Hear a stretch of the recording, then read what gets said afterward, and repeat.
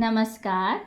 आइए सुनते हैं मुंशी प्रेमचंद जी की लिखी कहानी सौत। जब रजिया के 2-3 बच्चे होकर मर गए और उम्र ढल चली तो रामू का प्रेम उससे कुछ कम होने लगा और दूसरे ब्याह की धुन सवार हुई। आए दिन रजिया से बकझक होने लगी। रामू एक न एक बहाना खोजकर रजिया पर बिगड़ता और उसे मारता और अंत को वह नई स्त्री ले ही आया। इसका नाम था दासी। चंपई रंग था, बड़ी बड़ी आंखें, जवानी की उम्र। पीली कुसांगी रजिया भला इस नवयौवना के सामने क्या जांचती। फिर भी वह जाते हुए स्वामित्व को जितने दिन हो सके अपने अधिकार में रखना चाहती थी। गिरते हुए छप्पर को थूनियों से संभालने की चेष्टा कर रही थी। इस घर को उसने मर मर कर बनाया है, उसे सहज ही में नहीं छोड़ सकती। वह इतनी बेसमझ नहीं कि घर छोड़कर चली जाए और दासी राज करे। एक दिन रजिया ने रामू से कहा, मेरे पास साड़ी नहीं है, जाकर ला दो। रामू उससे एक दिन पहले दासी के लिए अच्छी सी चुंदरी लाया था। रजिया की मांग सुनकर बोला, मेरे पास अभी रुपया नहीं था।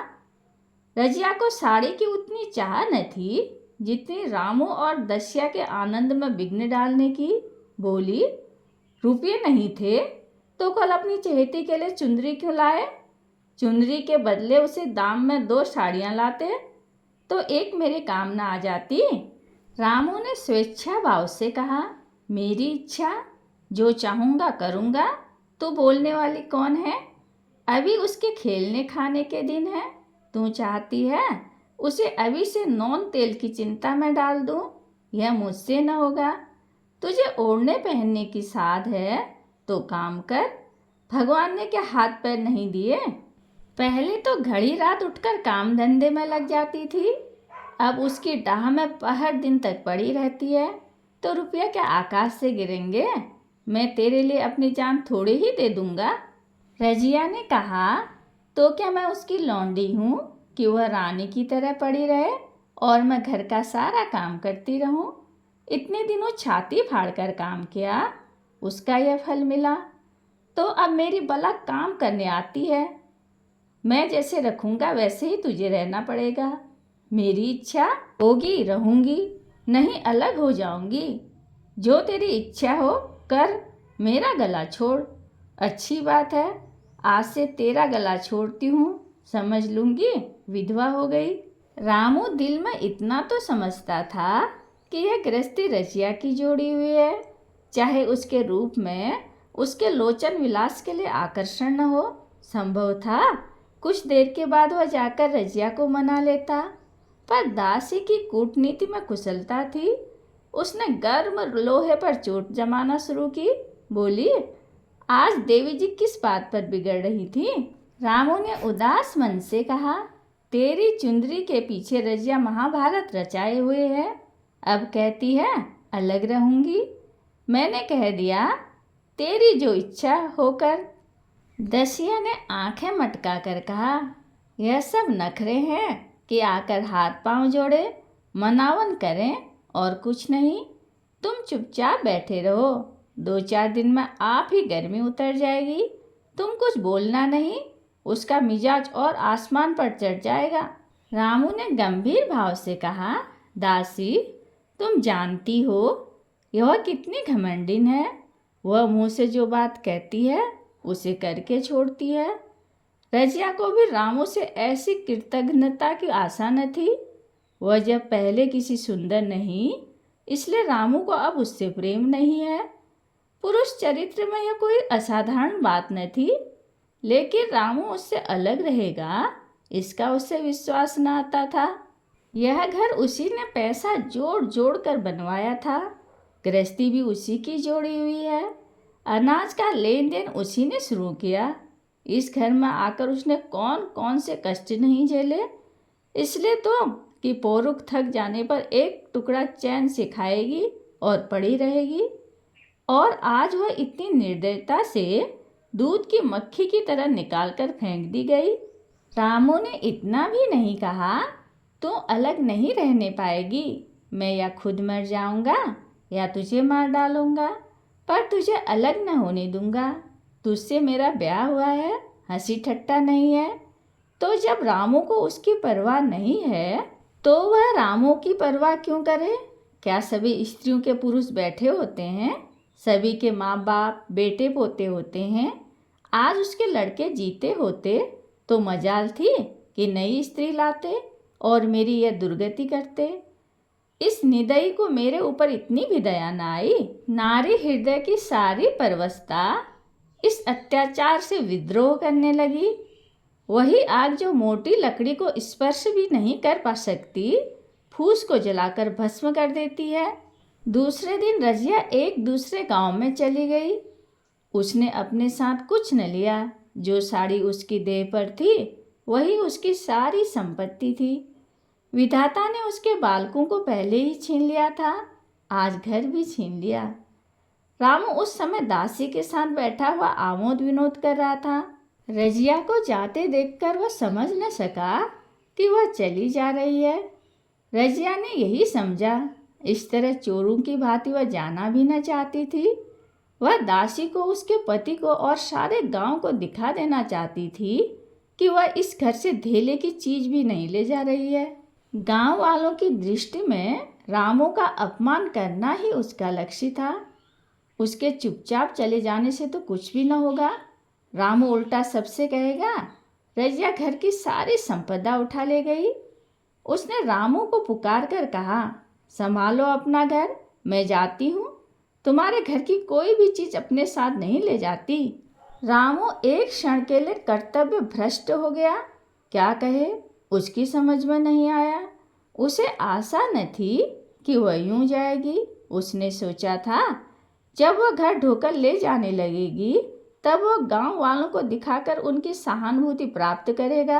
अब क्या करे?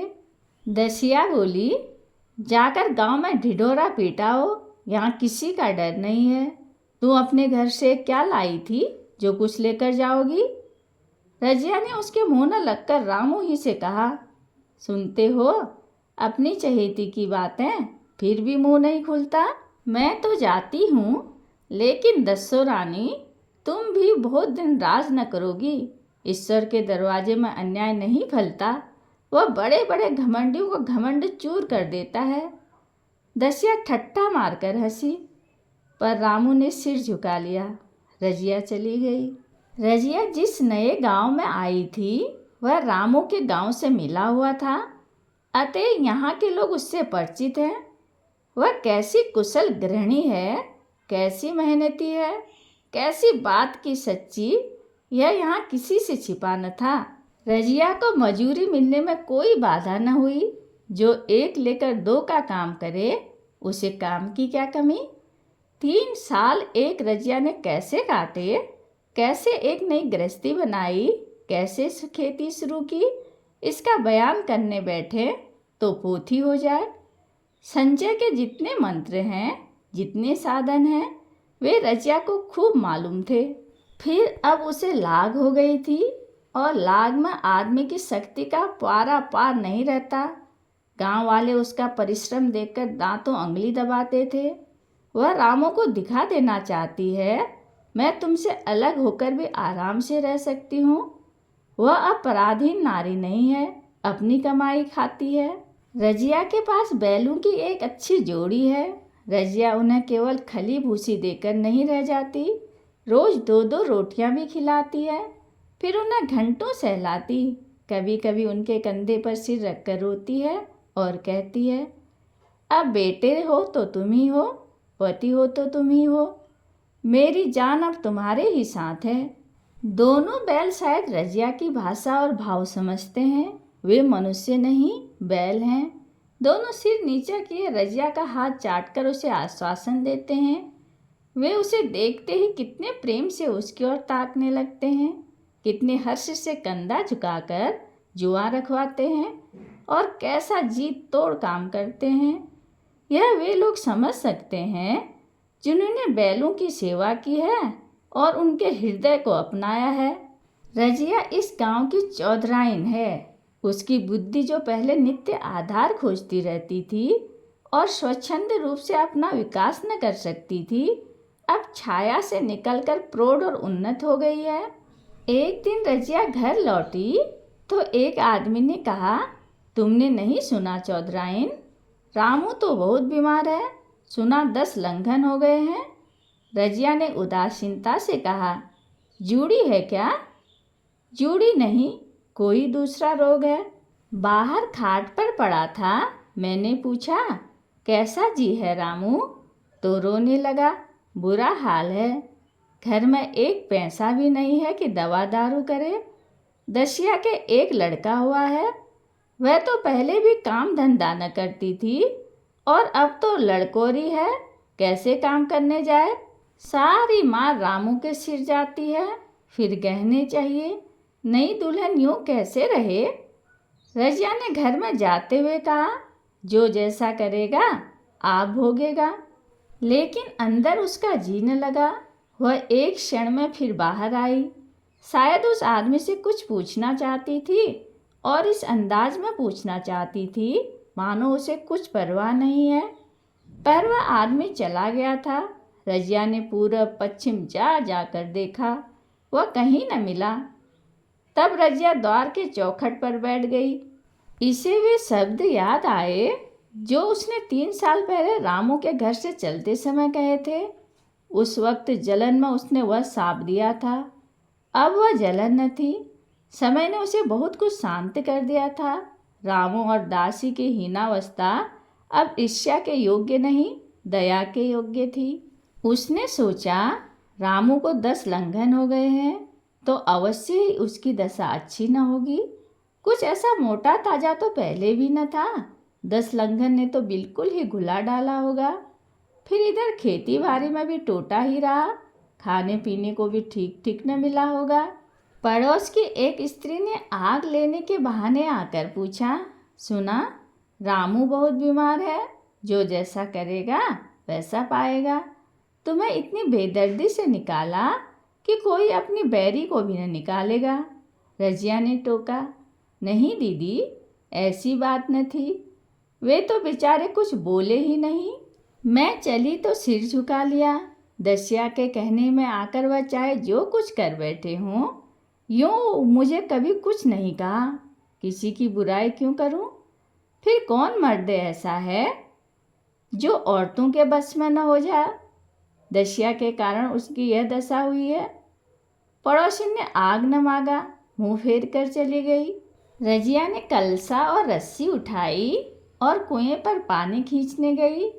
बैलों को सानी पानी देने की बेला आ गई थी, पर उसकी आंखें उस रास्ते की ओर लगी हुई थी जो मलसी रामू का गांव को जाता था। कोई उसे बुलाने अवश्य आ रहा होगा।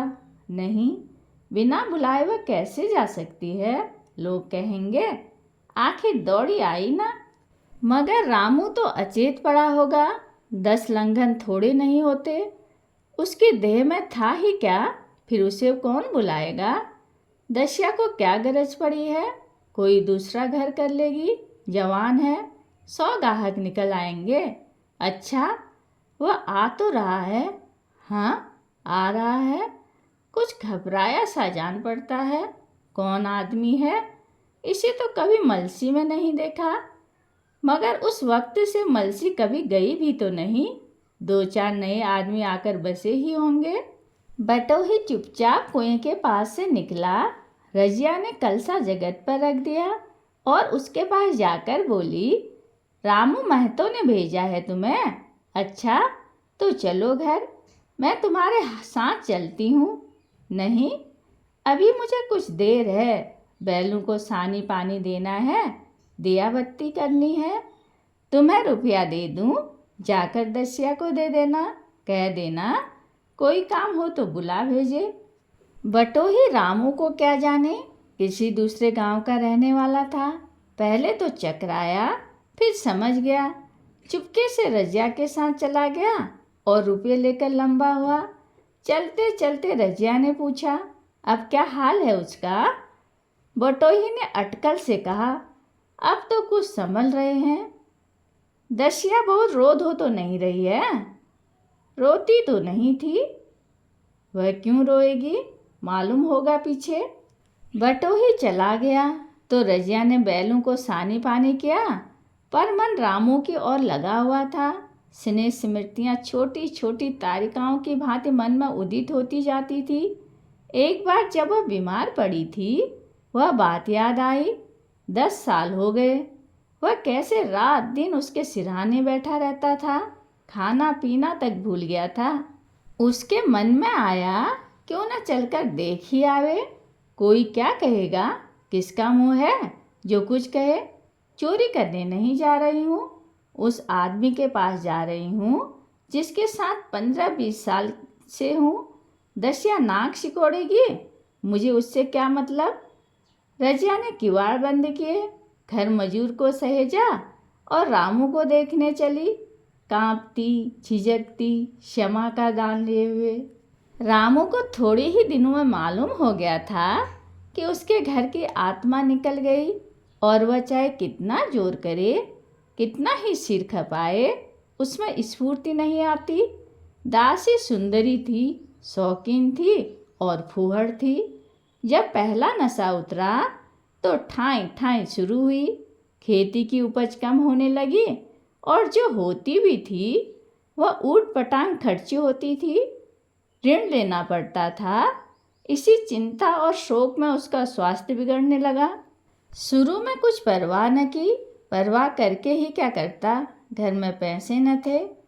अताइयों की चिकित्सा ने बीमारी की जड़ और मजबूत कर दी, और आज 10-12 दिन से उसका दाना पानी छूट गया था। मौत के इंतजार में खाट पर पड़ा करा रहा था, और अब वह दशा हो गई थी जब हम भविष्य से निश्चित होकर अतीत में विश्राम करते हैं। जैसे कोई गाड़ी आगे का रास्ता बंद पाकर पीछे लौटे। रजिया को याद करके वह बार बार रोता और दासी को कोसता, तेरे ही कारण मैंने उसे घर से निकाला। वह क्या गई, लक्ष्मी चली गई। मैं जानता हूँ अब भी बुलाऊं तो दौड़ी आएगी, लेकिन बुलाऊं किस मुँह से।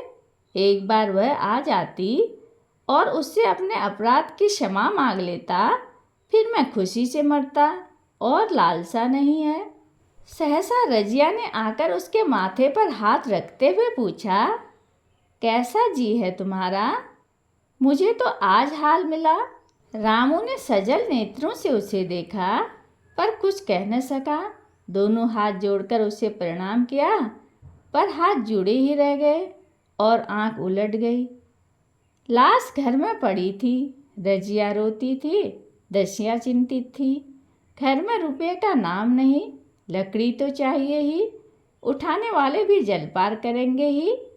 कफन के बगैर लाश उठेगी कैसे। 10 से कम का खर्च न था। घर में 10 पैसे भी नहीं। डर रही थी कि आज गहन आफत आई। ऐसी कीमती भारी गहने ही कौन थे, किसान की बिसात ही क्या। 2-3 नग बेचने से 10 मिल जाएंगे, मगर और हो ही क्या सकता है। उसने चौधरी के लड़के को बुलाकर कहा, देवर जी, यह बेड़ा कैसे पार लगे। गांव में कोई धेले का भी विश्वास करने वाला नहीं।